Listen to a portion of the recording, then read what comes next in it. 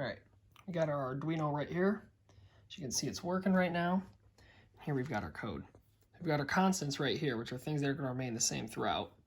Our integer values. So we've got the green, red, and blue LED pin at 9, 11, and 10. This means that at 9, 10, and 11 on this side of the board, there are going to be connections to their corresponding pins.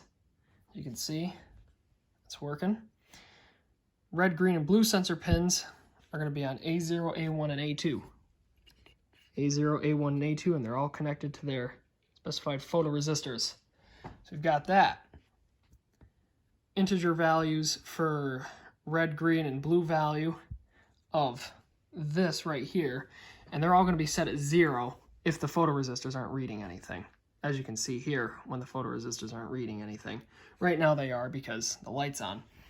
But here's our void setup. So we got the serial port information being read back to the computer at a baud rate of 9600. We've got our pin modes here, so we're specifying that all of these pins on this LED are going to be outputs. As you can see, they're outputs, or else this thing wouldn't turn on at all. So next we've got our void loop. This is where things get complicated. So we've got our red sensor value equals analog read red sensor pin. Now what analog read does is it takes the voltage of the pin that you specify. So this red sensor value is another way of saying the analog read of the red sensor pin. So it's just trying to simplify it. And then there's a delay of 5 because the ADC takes a millisecond to do its work, so we give it an extra 4 just to make sure. Green sensor value is the same story as the one above. Blue sensor value, same story as the one above. Just trying to make things a little bit simpler for you.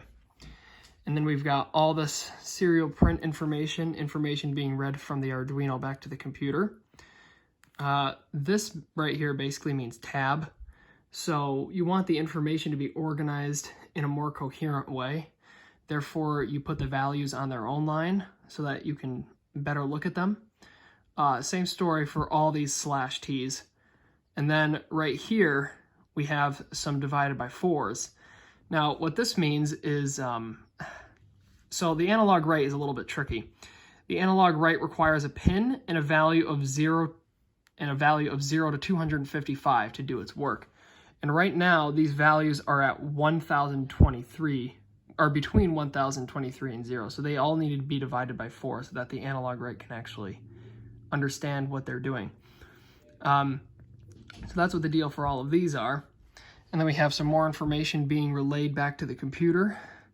Same thing as above. /t is just trying to make it more comprehensible for you. So putting the information on different lines. Then we have right here. So analog write. What it needs is a pin and a value between 0 and 255. So as you can see, this one is taking the information from the red LED pin, and it's going to take the red value. Same thing for this one. Green LED pin takes the green value, blue LED pin, and it takes the blue value. So that's how this thing works. And now to test if it really works or not. So right now it's like a greenish blue kind of hue. If I turn my lights off though, and close my computer, it starts to change color and it becomes more purple in color almost. From different sides, it's different colors. That's why it's a color mixing lamp, I guess. But yeah, proof that the thing works. And there it is.